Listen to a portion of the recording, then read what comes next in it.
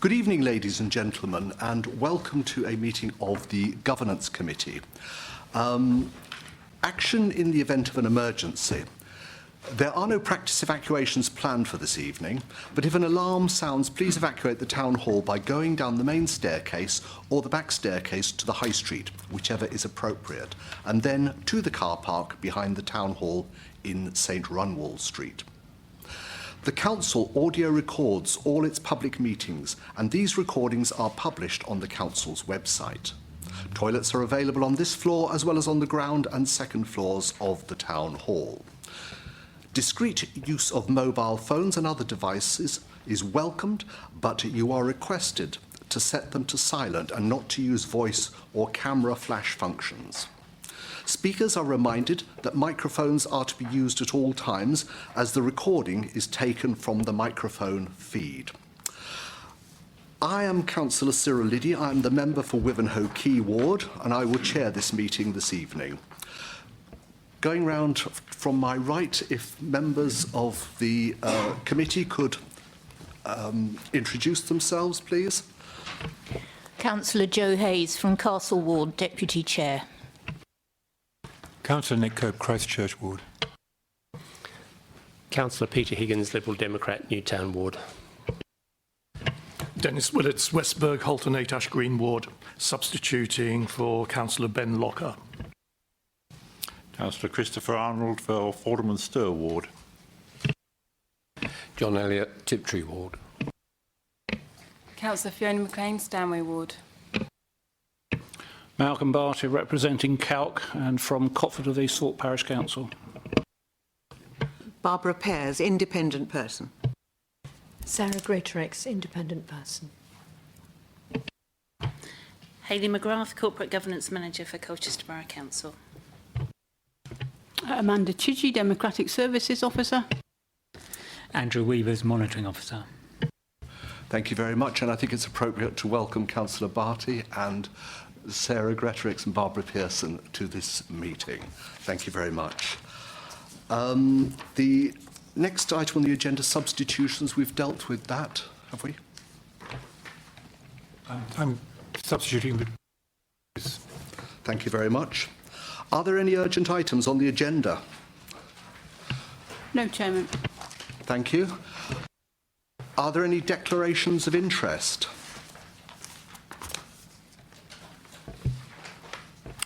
I take that as a no. Have your say. Any members of the public who wish to speak? I take that as a no. Minutes of the meeting of the 8th of September. For those of us present at that meeting, we presumably read them, digested them, and believe they are a true and accurate record of what transpired. Councillor Cope. Thank you, Chair. Can I raise a really irritating small point? Christchurch is 2 words. Christ Thank you. Space church, capital C, capital C. We will note that. Except Thank you. if you're in New Zealand, when it isn't. Okay. Thank you.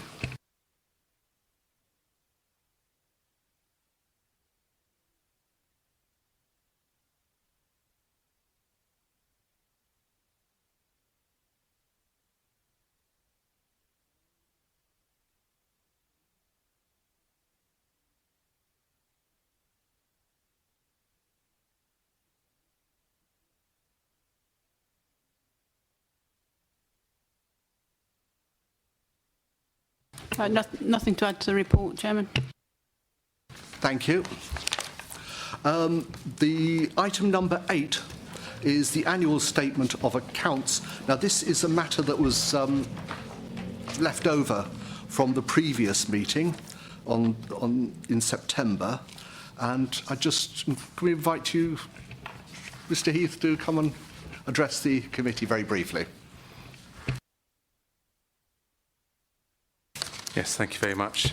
This is just to update the panel and confirm the auditor's unqualified opinion on the accounts, and that the audit has formally closed and the accounts have now been published on the council's website, and it's been advertised in the local press. But happy to take any questions that you have. Thank you. Are there any questions? Councillor Arnold, please. Chairman, it is not a question, but if memory serves, we did not at our last meeting acknowledge the work that's been done by all the financial staff of this council in securing, yet again, a very clean bill of health when the accounts have been audited. It isn't just a question of turning the handle on the machine. The rules change, the systems change year by year. They keep up with that, and they produce a set of clean accounts year by year. And I think it's right that we should acknowledge the work that they do on behalf of council, which is a fine job. And if we could have that in the minutes as a resolution of this committee, I think it would be appropriate, please. Thank you very much, Councillor Arnold. Can we have that as a minute? I take it we're all agreed on that. Agreed. Thank you. Now, the next item on the agenda is item number 9, entitled Complaint in Relation to Councillor Locker. And a decision is required to determine what action should be taken in relation to this complaint. Now, obviously, I have to treat this with some considerable care. Councillor Graham has asked to address the meeting, and I will ask him to address first before the monitoring officer gives his report. This gives Councillor Locker an opportunity to question both, rather than doing it separately. Okay, so Councillor Graham, if you'd like to take a seat, please. Thank you. I wanted to take this opportunity to remind the committee that we are here because Councillor Locker failed to apologise adequately for what I think is generously termed an unfortunately worded tweet. But I'm now a little confused having read his statement that's been put alongside the agenda. I've genuinely no idea whether Councillor Locker is attempting to apologise for his actions, whether he's already apologised for his actions, or whether Councillor Locker believes he's done nothing wrong and intends to robustly defend his actions. First of all, we have his apology. Following my complaint, which is in the pack, I'm sure you've all read it, Andrew Weaver's asked Councillor Locker for an apology and for the tweet to be removed. Councillor Locker appeared to agree. The offending tweet was deleted, an apology of sorts was tweeted. Unfortunately, in my opinion, this apology was not an apology, it was not satisfactory. My complaint was not about him criticising anyone, it was about the fact that he was encouraging and endorsing abuse of council staff. Councillor Locker's non-apology failed to acknowledge this point and is actually nothing short of criticism of the reader. I'm sorry if you've misinterpreted my comment. You were in the wrong, is effectively his message. Given Councillor Locker's stated profession, I have no doubt that he has chosen his words and his message very carefully. Councillor Locker states that my complaint was politically motivated or motivated by malice. Councillor Locker, I am a Colchester Borough Councillor's representative on the North Essex Parking Partnership. It falls squarely within my cabinet portfolio. It was therefore appropriate for me to raise the complaint.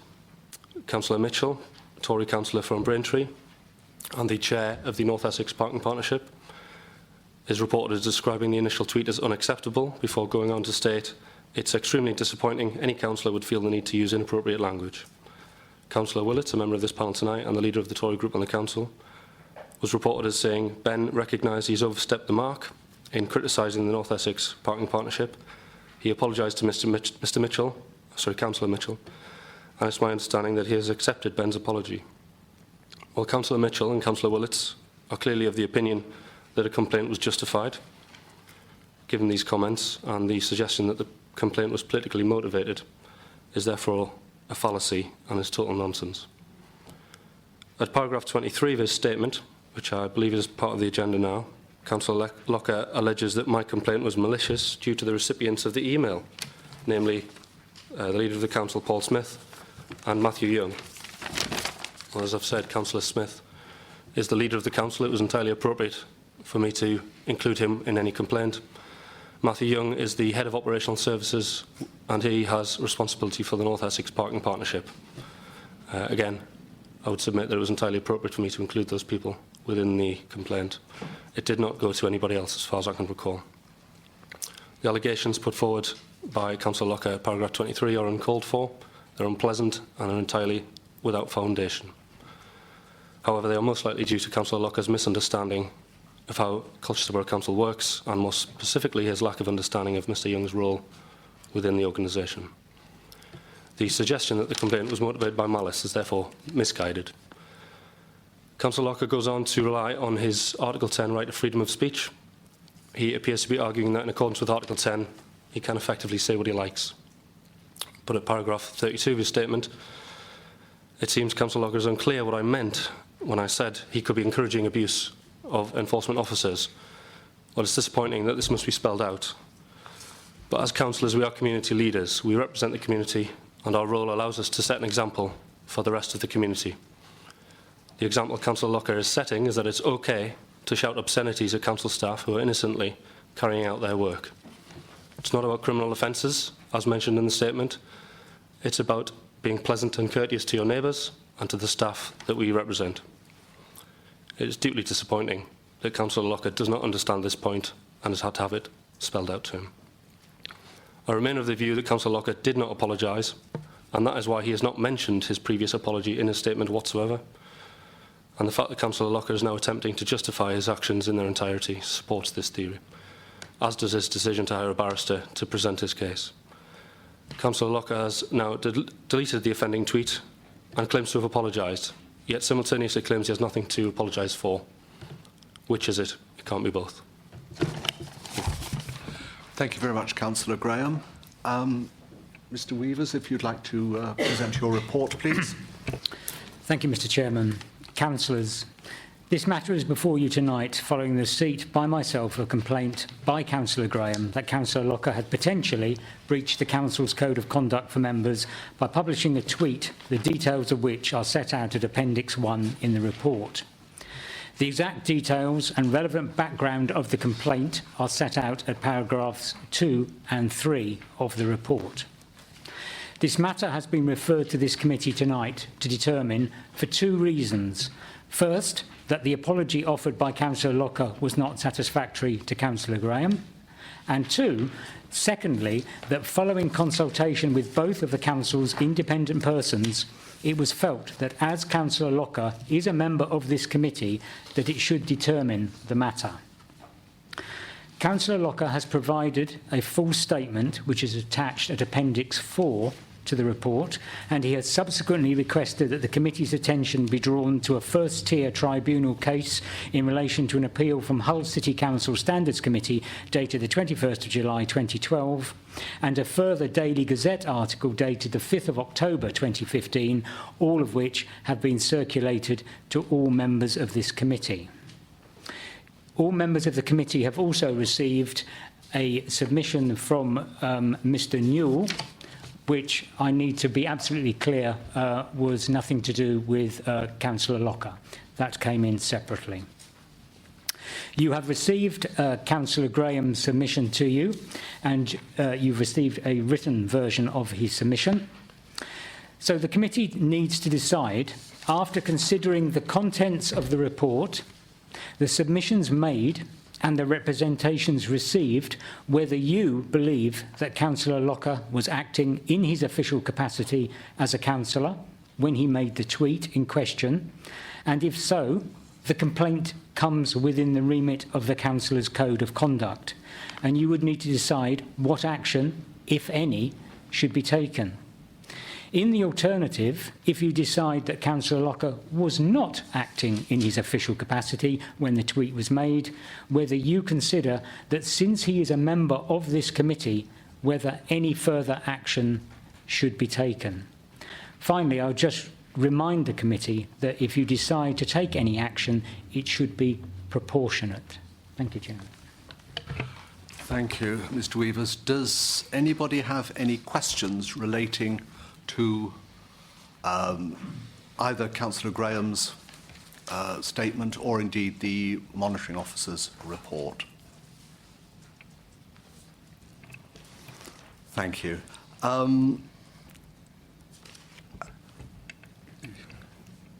Councillor Locker, would you like to have the opportunity to speak?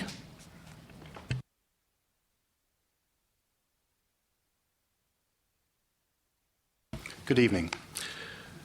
Firstly, I would like to say that I recognise that the language I used in my tweet was offensive, and I genuinely regret using it. I stand by the apology I tweeted as soon as the monitoring officer recommended I did so on the 15th of September. My original tweet was sent in a personal, not an official capacity, and it was not intended as a criticism of any individual officer, but as a criticism of the North Essex Parking Partnership as a whole. I would also like to draw this committee's attention to a second tweet I posted on the 16th of September at 8:48 a.m. before I knew this matter was going to be referred to this committee. Responding to a Twitter account holder who goes under the name of Colchester Views, I tweeted the following. And I tweeted with a full stop at the beginning of it for the reason that it will then be posted on the front page of my Twitter account rather than the replies column. So I put full stop at Colchester Views. I'd love to say it was the car who got me into trouble, but it was all my own silly fault. Apologies to all concerned. My intention was to emphasise my apology of the day before and to reach the widest possible audience, which is why I put the full stop at the beginning of it. In this way, I hope to draw yet another line under the matter which I had thought closed. However, I would like to emphasise that I was unaware that the complaint had been made by my fellow Mile End Ward councillor, Dominic Graham, until 9 days after it had been made, and 4 days after my apology had been rejected and the complaint had been referred to this committee. I didn't receive a copy of the original complaint until 10 days after it had been made. Had I known that the complaint had been made by Councillor Graham, I would have reached out to him personally to try and resolve the matter between us. In the event, I was unable to make the apology he expected because I did not know who had complained, I did not know the exact nature of their complaint. As a result, I felt the situation was spiralling out of control. So I engaged Kristen Highmark, a barrister with Standards Board experience, to give me independent advice. As you can see from the submission she has written, which is on pages 27 to 32 of your pack, the Council has a code of conduct. But because legal precedent shows I was acting in a personal capacity, I have not breached it.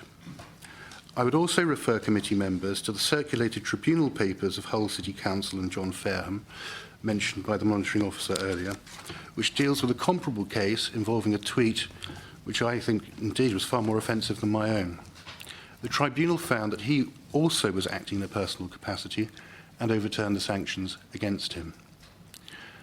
I believe, from what I have learned from the legal background, this case would be likely to be overturned if the matter did progress to tribunal. And I believe in this respect that the legal advice I have received is of benefit to the Council and indeed this committee. However, I'd like to finish by saying that even though, yes, I was acting as a private individual when I tweeted what I did, I recognise that the language I used was unnecessary and uncalled for. So I would once again like to put on the record a full apology and assure the committee I will be more circumspect in future. Thank you. Thank you, Councillor Locker. Do any members of the committee have any questions to ask Councillor Locker? Or indeed the independent persons? No? I don't want to put you on the spot. All right.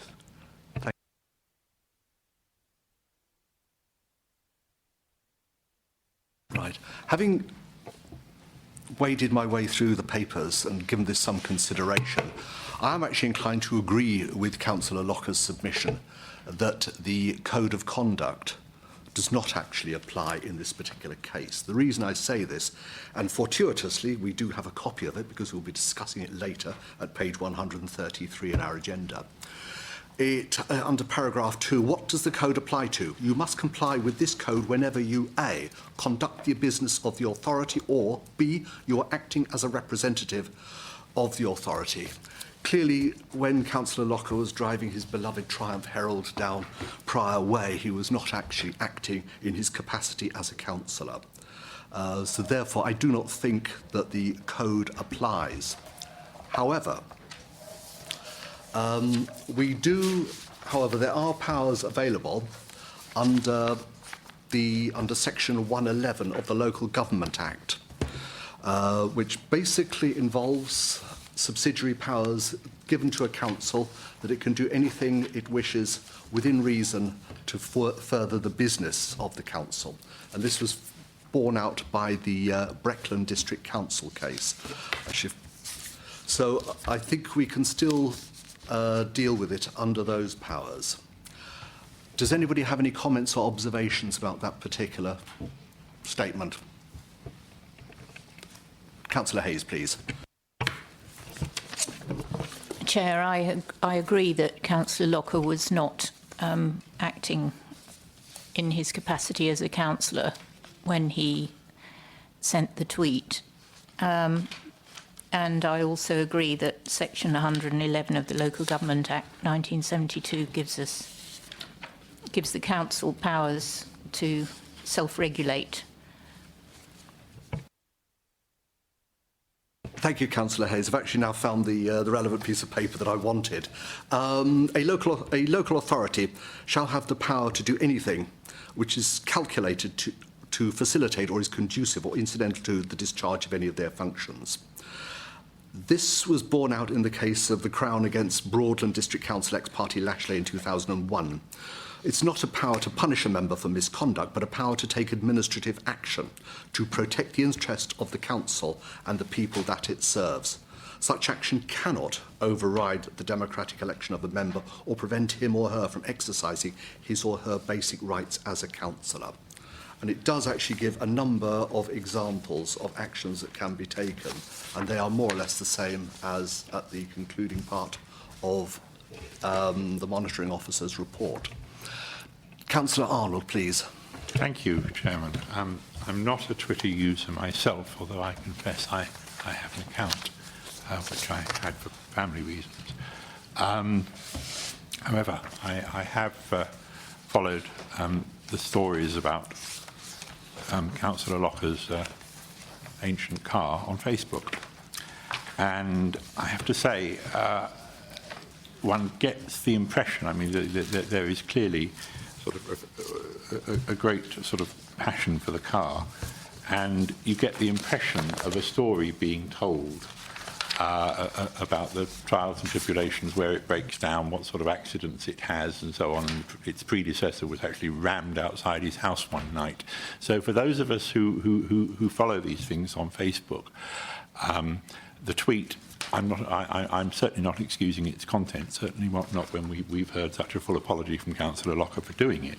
But the tweet, for me, is something that's in context, in the tale of Ben Locker and the car, as it was before he was elected a member of this council, and as it is now. And he is a very new member of this council.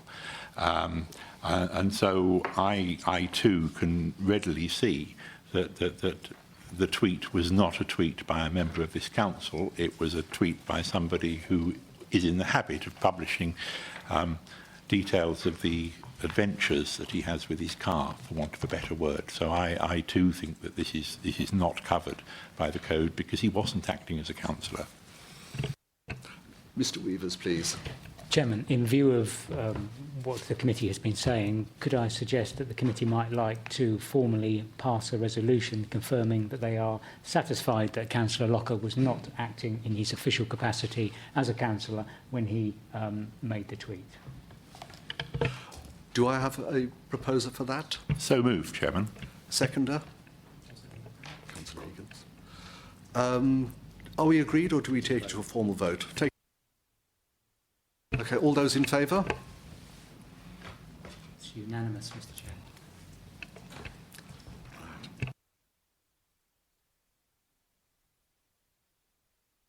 Sorry. Having dealt with that particular aspect, are there any more questions or queries that anybody has before I conclude this matter? Councillor Coe, please. Before you conclude it, you're about to conclude it. I'd be happy for you to conclude it. No, please. Yeah, 2 points. One slight alteration to where we started was the fact that he's apologised again, more fulsomely. And that surely changes the situation, because we're only here because the previous apology wasn't accepted. Now he's apologised in front of everybody, Does that not alter the situation? I also wanted to make a point following on from your two observations, one on where does the code apply to, and the second one, your reference to section 111. Referring to 5.3 of page 21, there's a whole list of things that we can or can do. Yep. Where do they derive from? Do they derive from section 111, or are they an internal list? The examples given in the Lashley case are those examples of type of action that can be taken. Censure, restricting access to premises, facilities, limiting access to officers, removal from outside bodies, removal of positions of responsibility within the authority by the person or body who made the original appointment. Now, to be fair, in this particular Lashley case, it was a councillor who spent a lot of time basically badgering officers, and I think the chief executive took the view that some kind of remedial action would have to be taken. I mean, clearly that is not so in this case. Does that help you? Makes me more puzzled as to why that list is in front of us if it doesn't seem to apply to this case. It does apply.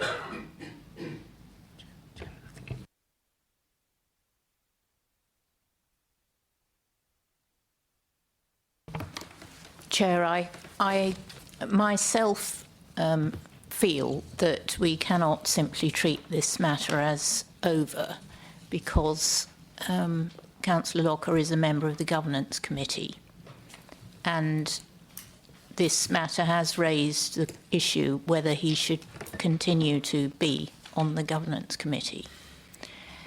I, at the moment, feel that at the moment he appears not to be suitable to serve on the Governance Committee because of the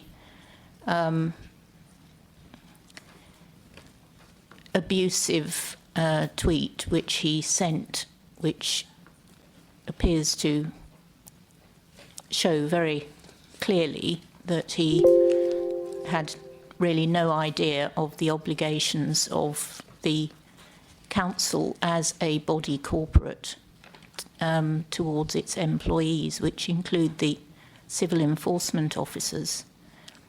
These people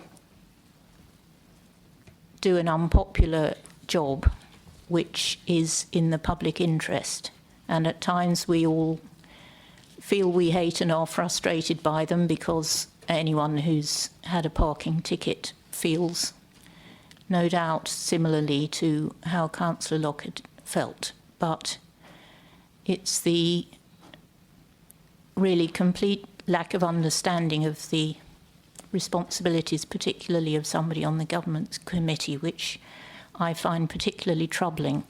And I would therefore suggest that we discuss what this committee should do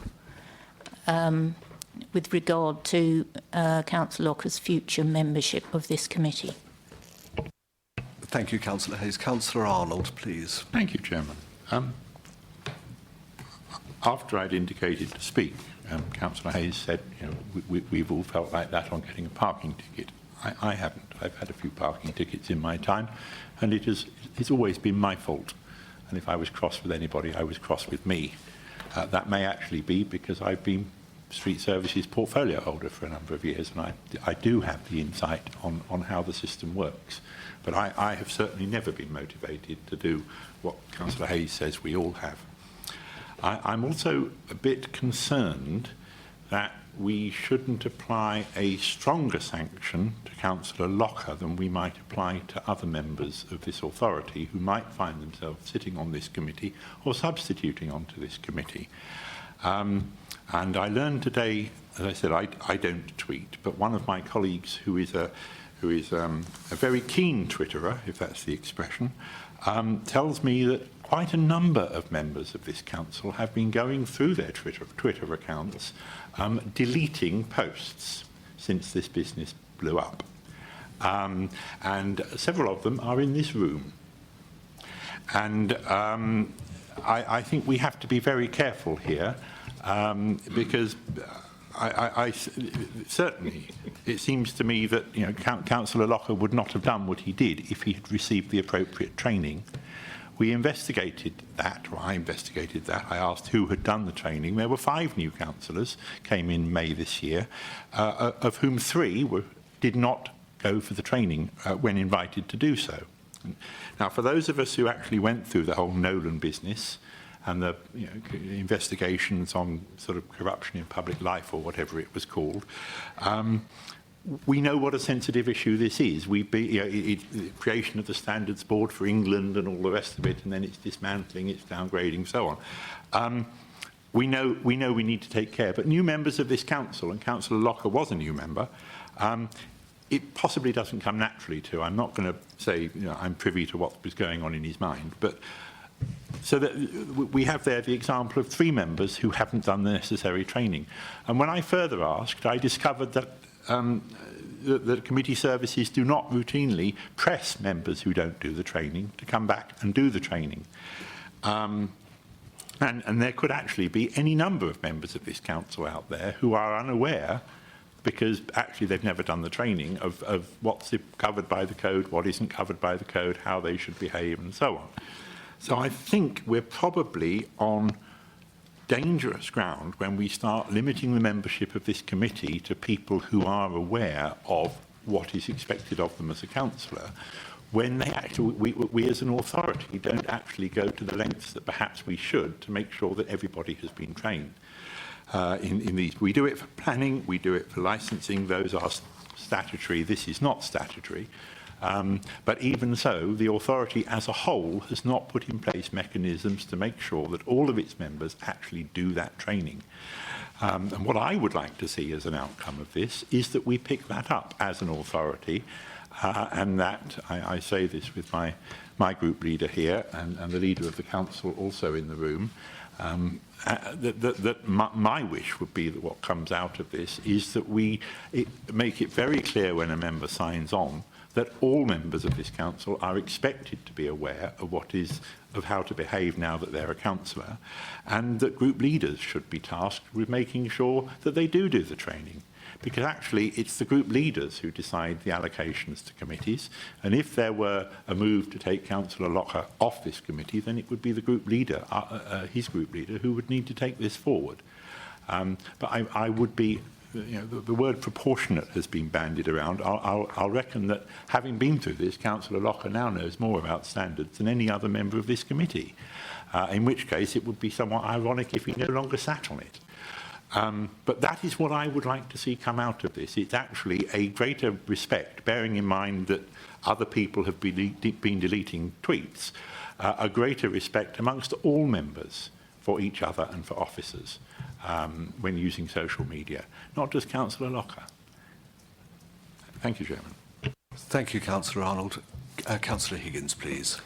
Thank you, Chair. I was happy to see that Councillor Locker gave a more fulsome apology at the beginning of his talk. He's made it clear that he regretted sending that particular tweet and that it should never have happened. And that certainly has helped clarify what I was going to say. There is one thing I want to say. It was touched on by one of the other speakers, but Councillor Locker has criticised Councillor Graham for the manner in which he's brought this complaint. But I will say a couple of things about that. I think it's unfortunate it's got to this proportion, I will say that. But I think Councillor Graham has acted properly. We all know who he is. We know where he's coming from. He does represent this council on the NEP. So he is, if you like, someone who has to speak for those who can't speak for themselves. And this is quite important because, for example, I know some of us have tried to get people to police some more of the parking restrictions which should be enforced. And we're often told that simply it's difficult to get people to get the job. They are routinely abused by offenders. And so sometimes you have to go out in teams, which costs the taxpayer twice as much money. And it is a serious matter. And council officers, council workers normally cannot respond personally themselves when they feel abused. And so it's perfectly reasonable for Councillor Graham, as it were, to bat on their behalf. And we all know who he represents, what his job is, and I think there can be no objection to that. I don't criticise Councillor Locker for defending himself the way he has. I think that's reasonable, but at the same time, I think it's entirely reasonable what Councillor Graham has done. In contrast to what you sometimes see, I can remember, for example, 8 years ago, when my children came home for Mother's Day, they found posters in the street with a pack of lies about their mother, that were anonymous. That was quite a different matter. That was completely cowardly. That's absolutely gutless. There was nothing like this. Councillor Graham is upfront. We know where he is, and we know why he's saying what he is. So I think Councillor Graham has certainly done nothing wrong, and I think Councillor Locke has gone a good way to putting an end to the matter. I think councillors, we got Hayes and Arnold, have both almost said the same thing, in that I think it would be a good idea this committee recommended. I don't think Councillor Locker should be banned from the committee forever, but I think at the same time we could recommend, since he apparently hasn't, to go for the governance training, because he is a new councillor, and to complete the loop, as it were. And after that's done, which I'm sure shouldn't take very long, I, for one, would welcome him back onto this committee. But that's my personal view. Thank you, Councillor Higgins. Councillor Willits, please. Thank you, Chairman.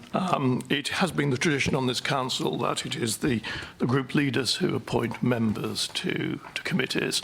And it would set an unfortunate precedent if the council started telling the political groups who can serve on which particular committee.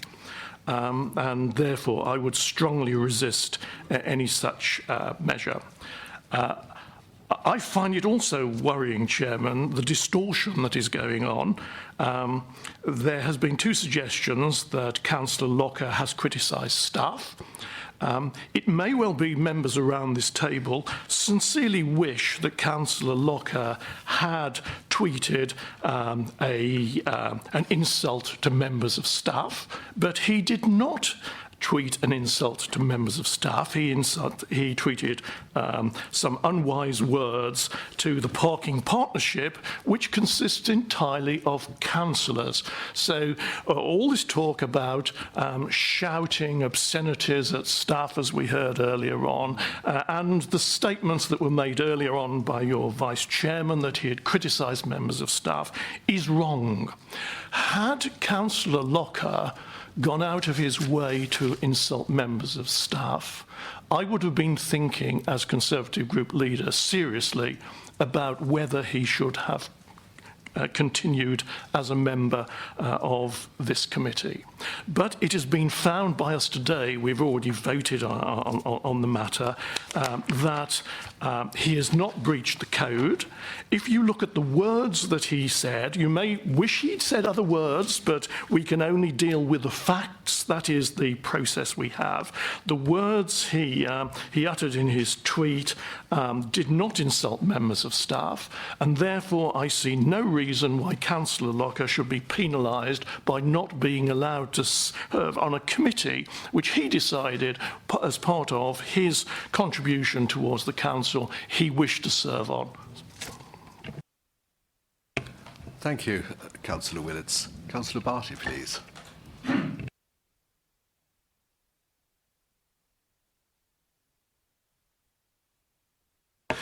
Yes, if I could just make a comment. I've been a parish councillor for a good number of years.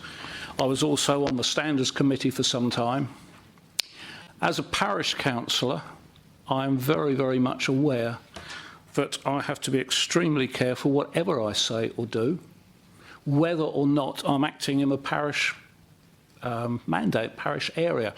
We effectively have a meeting once a month. The rest of the time, I am simply Malcolm Bartier. But I have to make certain that I do not bring my parish or, in fact, Colchester Borough into disrepute by saying something out of turn. Good heavens, sometimes I feel like it. You read something in the paper, the news, and yes, I explode inside. It goes through my head what I want to write, and then I think, no, hang on a minute, that's going to be stupid. That's not going to do the parish any good, it's not going to do me any good, and it's not going to do the borough any good. There are ways of dealing with parking tickets. We went away a couple of weeks ago for a long weekend and stayed at a travel lodge place. a fortnight later, we get a demand for £100 from a parking eye. Yeah, you look at it, good heavens, £100, I stayed there. Hang on a minute, it's quite simple. We phoned up the travel people, whatever it was, Premier or something. Oh, that shouldn't have happened. Can you forward us the reference number? Yes. Emailed it through. It's all done. I personally feel that if that had been the action taken at the time when the ticket was received, OK, he's got a ticket. You could argue that the traffic warden was heartless, but you take it another way. Somebody comes out of their house, there's a car parked in front of their house, there is no ticket on it, and there's a traffic warden walking down the road. That traffic warden is now going to get a right going over because the resident is going to complain the traffic warden is not doing a job. Why has that traffic warden passed that car by? Was it because he was a councillor? Probably in this case he didn't know. So I think Councillor Lockyer has learnt a very, very valuable lesson. But it's not for me to decide because I really don't know what the outcome should be. But I personally don't think it's just, OK, you've been a naughty boy, brush it under the table. And just as a final thing, nothing to do with the case itself, but I'm absolutely appalled that councillors should take office and refuse training or not take on training. It's part of a job to be trained. It'd go right the way through anywhere. You know, even, I mean, councillors, I understand, are actually paid for doing their job, unlike the parish, which is all voluntary. If you take it to its nth degree, in the Health and Safety at Work Act 1974, you are required to provide training and to receive training. But that is something slightly different. But I would just like to get my 3 pence in. Thank you very much, Chairman. Thank you very much, Councillor Bhatia. Mr Weavers, please. Thank you, Chairman. As the most senior officer here on this committee, I feel as though it falls to me to take the officer side of this. And I would just draw the committee's attention to paragraph 3.4 that I've put in the report. And bearing in mind what Councillor Willits has said, I think what I have put in this report does explain the position as far as the officers are concerned. As I've said, I'm going to read it and make no apology for reading this. The crux of the complaint is whether it was appropriate behaviour for a councillor or a person who is known to be a councillor and a member of this committee to use the language contained in the original tweet, and regardless of whatever Councillor Locker's intention may have been, it gave the impression that he was publicly criticising the civil enforcement officer that issued the penalty charge notice. And that is what the staff felt as a result of that.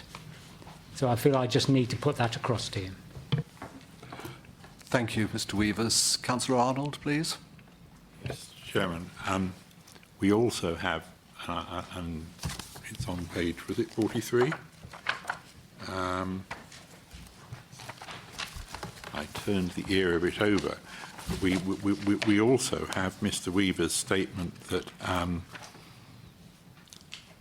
I'll just read the second paragraph. We can all, I'll read the whole thing. The issue for us is that the CEOs experience a lot of verbal abuse in the course of their job, and we as the employer need to ensure that we do everything to protect them. Councillor Arnold, could you clarify the page number you're on? Page 40. Page 40. Sorry, I think I said 43. Yes. Mr Weavers has said the issue for us, and it chimes with what he's just said, is that the CEOs experience a lot of verbal abuse in the course of their job, and we as the employer need to ensure that we do everything to protect them. His next paragraph, it could be seen that your original tweet was encouraging this. However, the chairman of the NEPP, Councillor Mitchell, is satisfied with your apology. So I think it's, I wouldn't for one moment disagree as to what the impression was that was given. But the lead councillor on the partnership is on record, and Mr Weavers has quoted him as saying he is satisfied with the apology. And we've already dealt with the issue of whether or not what happened was within the code, because Councillor Locker was acting as a councillor at the time, or whether he was being Mr Ben Locker, and we've decided he was Mr Ben Locker. So we're not now talking about a case where a councillor has abused an officer. and that was the unanimous decision of us all. Absolutely. I don't think, having said that, my original intention before Mr Weaver's said what he just said, I don't think that Councillor Locker should be back on this committee until he has done the training. And we next meet on the 24th of November, which I would have thought was enough time for him to have done that training. If he hasn't done it by then and somebody has to substitute for him, then I think it should be for the committee to decide at that stage what action it wants to take. But I also go with what I originally said, which is that I don't think any member of this council should be serving on this committee or substituting onto this committee if they haven't done that training. I pick up what Mr Bartier said. I would say in response to what Mr Bartier said that there are sometimes very good reasons why you can't do the training, and sometimes these courses are run once a year, and if you don't do them in year one, you've actually got to wait until the next intake of new councillors the following year before you can pick up the opportunity to do it again. And if you don't work in London, you can't get back in time, something like that. We don't know why the 3 people who didn't do the training didn't turn up, but you know, that there can be good reasons for it. But I do think we should make sure that whatever their reasons are for not doing the training, they're not eligible to serve on this committee till they've done it. And I think officers should be tracking that. Thank you, Councillor Arnold. Councillor Willits and then Councillor Bartier. Yes, Chairman. I think we're going in a very sensible direction now.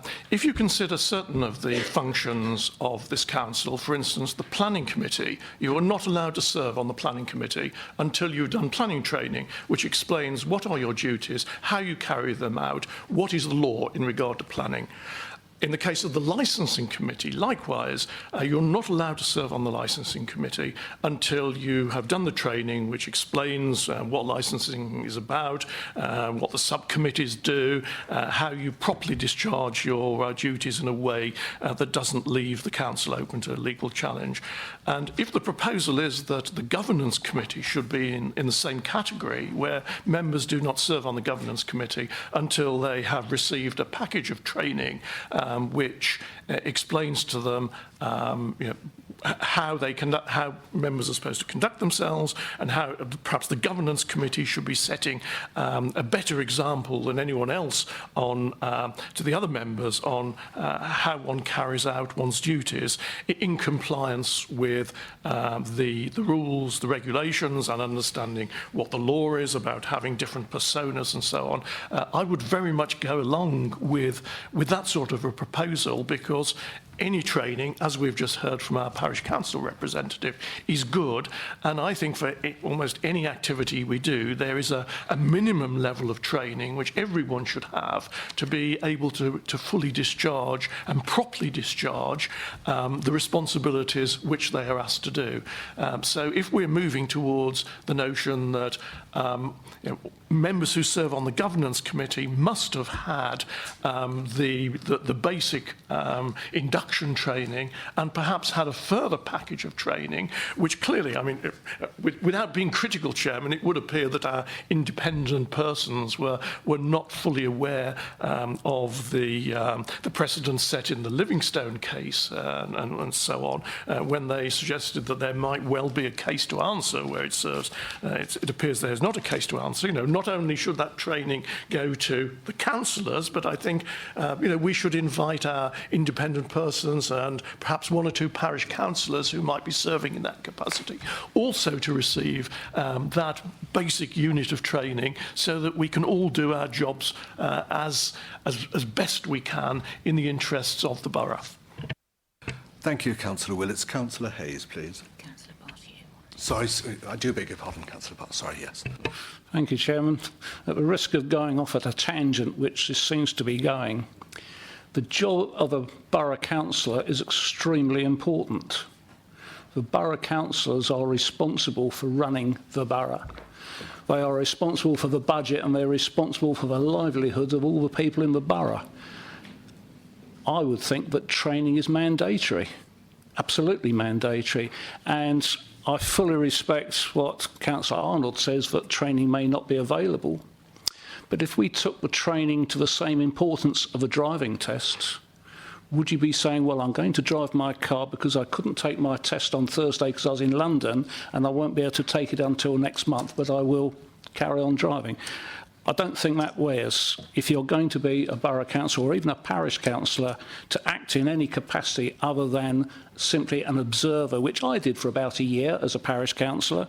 I didn't make any decisions. I didn't actually vote. They did ask me. Until I had training and knew what I was doing, I felt I could not properly discharge my job. Thank you very much, Councillor Bartier. Councillor Hayes, please. I don't believe there's any distinction in principle between the planning and licensing committees and the governance committee, because it's already part of the, whether it's standing orders or constitution, I couldn't say offhand, but there is a rule of this council that members of the governance committee shall be trained in understanding, or at least trying to understand, the accounts, because that one of the things the governance committee does is to look at them and make recommendations. So I don't think there's any point of principle. But I think we need to distinguish between the borough councillor's right to represent the persons who elected him or her, which any councillor who is elected has the public responsibility to do as an elected person. And for example, we could have an independent councillor who had no group leader, had no group. That person would still be the only person who was the councillor who could represent that electorate. So being a borough councillor, as Councillor Bartier said, is very important. But what I was trying to go back to was the question of who should be on this governance committee. And I do feel that the borough council, the subcommittees which conduct the business of the council on behalf of the council, and this one is one of them, have got to have the ability to regulate themselves. And that is why I do support the notion that Councillor Locker really ought to be properly trained, and that this matter should come back to the next meeting of this committee for us to further consider it. Thank you, Councillor Hayes. Councillor Arnold, please. Thank you, Chairman. If that's what Councillor Hayes, if that was a proposal from Councillor Hayes, then I'd be happy to second it. I was going to ask, through you to Mr. Weavers, whether we actually have the power to set that rule for ourselves. I mean, we have this evening a whole load of codes and protocols and Lord knows what else to go through. I presume we have the power to make that ruling ourselves. And the other things which I've mentioned during the course of the evening, about, in fact, all members being trained and group leaders being informed if they don't turn up at the training. I'd just like to sort of slightly correct. I may have given Mr. Bartier the wrong impression. It wasn't a question of training not being available. It was a question of the member not being able to attend the training because it might have been some work commitment. We have many members who work in London actually can't get back in time for training. Over the years, I've seen all sorts of reasons. So I think the training is always provided, but we should go on providing it. So that's all members to do the training, all potential substitutes to do the training, group leaders to be told of those who haven't done the training, and Councillor Locker not to return until he's done the training, and our next meeting is the 24th. But I think that's what Councillor Hayes has just proposed, and I'm seconding it. Thank you, Councillor Arnold. One point I will correct Councillor Willits on. Although we have voted that the Code of Conduct does not apply, we're still administering this particular matter under Section 111 and the Lashley case.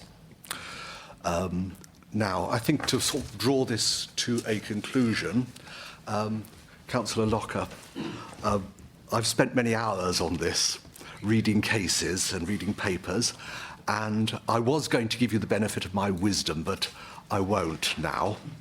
Instead, in the light of your apology, and I think we do actually accept it as a sincere and heartfelt apology, I will move that within 28 days you do undergo formal training in the Code of Conduct. I also think that you should consider this is a personal view, rather than part of the motion, but I think you should consider your position on the Governance Committee. And I further move that training in the Code of Conduct and related matters, as well as financial training, be a prerequisite for membership of this committee. This is to bring the Governance Committee in line with both the Planning and Licensing Committees, where training is obligatory.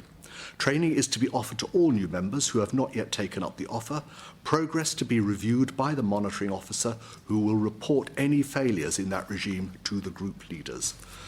And the monitoring officer be requested to report on progress to the next meeting of this committee on the 24th of November. Councillor Willis. Chairman, can I ask what will be the position in regard to other members of the committee? I mean, we assume Councillor Locker, with his contrite apology, will now ensure that he finds time to ensure that he can attend the training session. Are there any other members of the committee who have not attended the training? I would expect any members of the committee who have not received the training to quietly approach the monitoring officer and ask to be included. That is a very fair way of proceeding. It's an educational matter, a training matter. It is not a disciplinary matter, really. Yeah, thank you. Thank you, Chairman. Chairman, in view of what you've just proposed, because the other vote would, I believe, need to be taken first, I will withdraw my support for Councillor Hayes' proposition, and I hope she won't hold it against me, since I think yours encompassed hers. All right, okay. Do you want a second? I'll second. I will second the Chair's proposal. Right.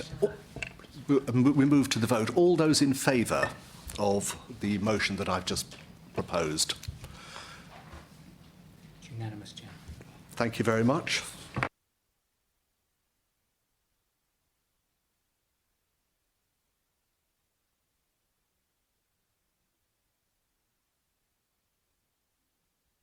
Losing my sense of time. Do members want a short break? Right. Please return here at 7:10.